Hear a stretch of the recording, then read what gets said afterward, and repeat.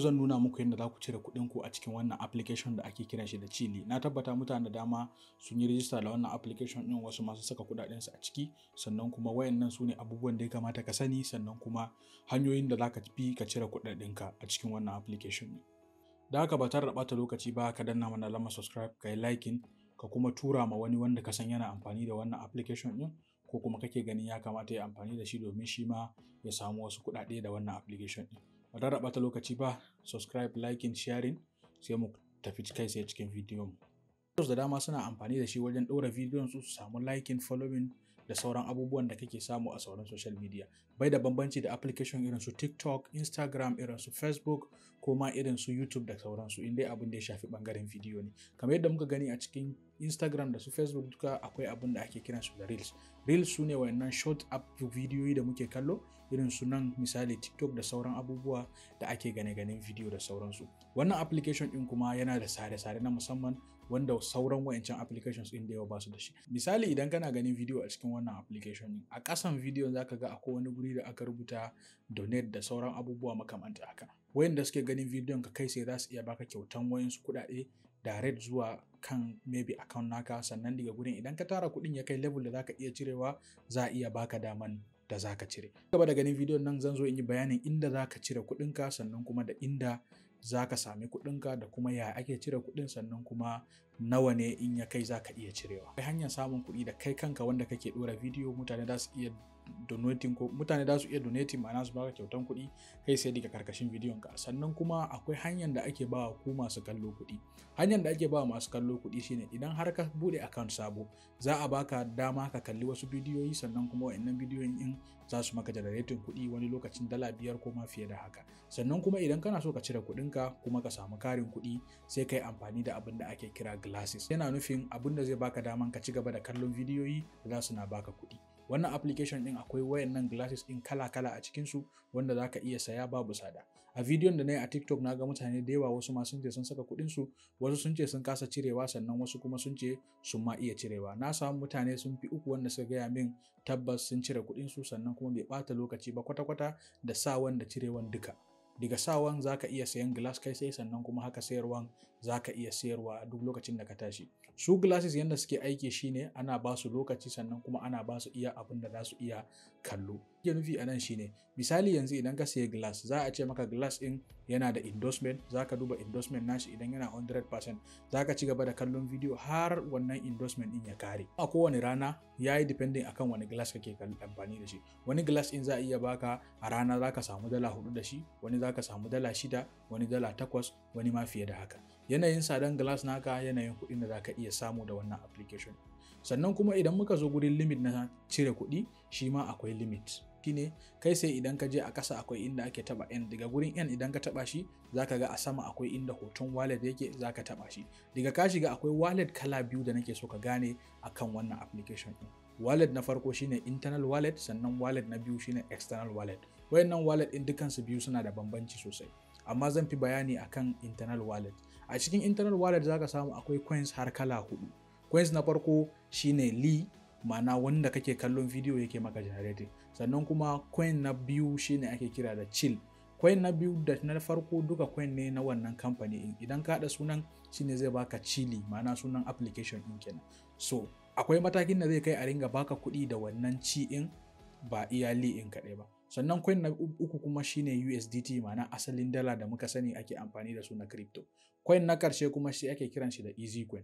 Amfani da EasyCoin ko kuma samun EasyCoin a cikin wannan application ɗin kamar mining yake. EasyCoin bai fara aiki ba, amma nan gaba zai zo ya fara aiki, sannan kuma yana da kyau tun yanzu ka tara shi, saboda shi ma bai da bambanci da mining. Kana ganin video, duk video da kake gani ko da baka samun shi Li-in, kana samun ci na EasyCoin ɗin. Za ka yi amfani da EasyCoin nan gaba, za su kawo shi akan wani swap ko pancake swap kamar yadda yanzu ci da Li-in duka suke.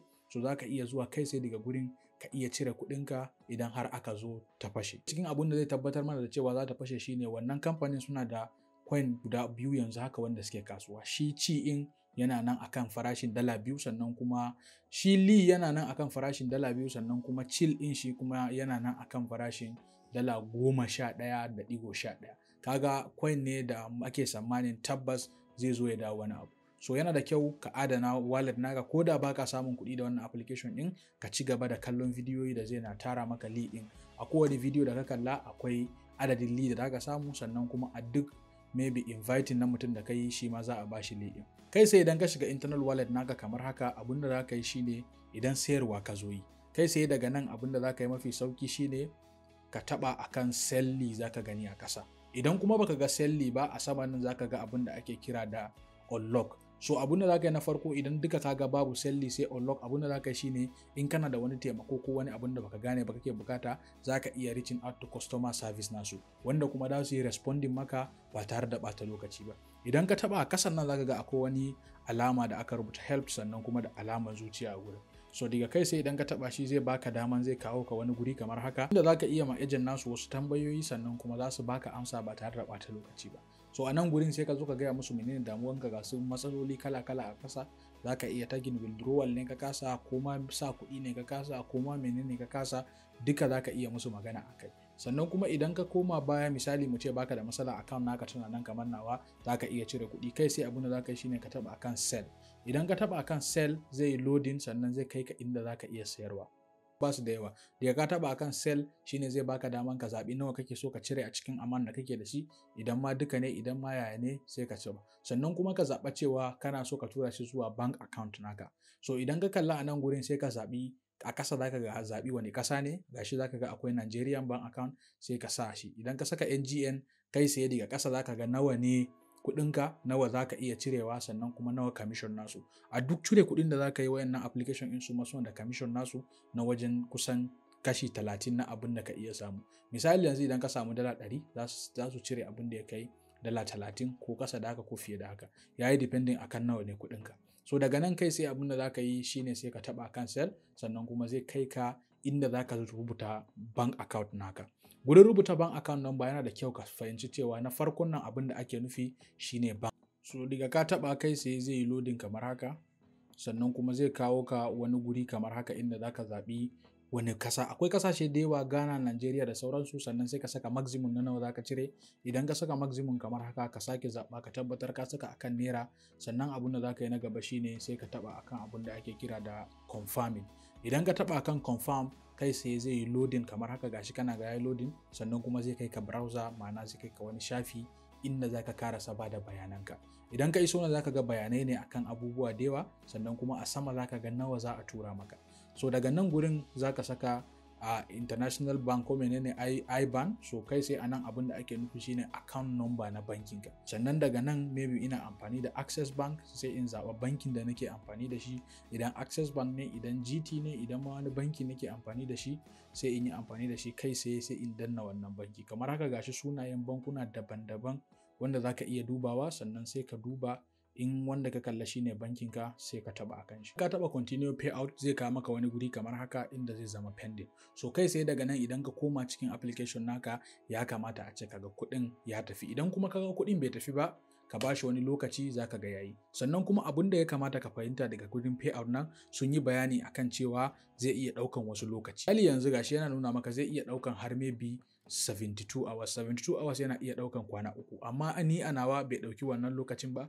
Na ga alert nawa ya shigo a kasa da minti 30. So wata rana akan iya samun mutane da yawa da suke kokarin cire kuɗi ko wani abu makamancin haka, wanda zai sa process in yayi nauyi. Amma baya ga haka bai ɗaukan lokaci sosai. In kuma ya ɗauki lokacin ba zai wuce kwana 3 ba. Idan baka ga kuɗinka ba, ka yi reporting, za a duba menene matsalan, sannan kuma za a zo a yi kokari a magance maka shi. Na biyu da ake cire kuɗi da wannan application in shine ta hanyar crypto.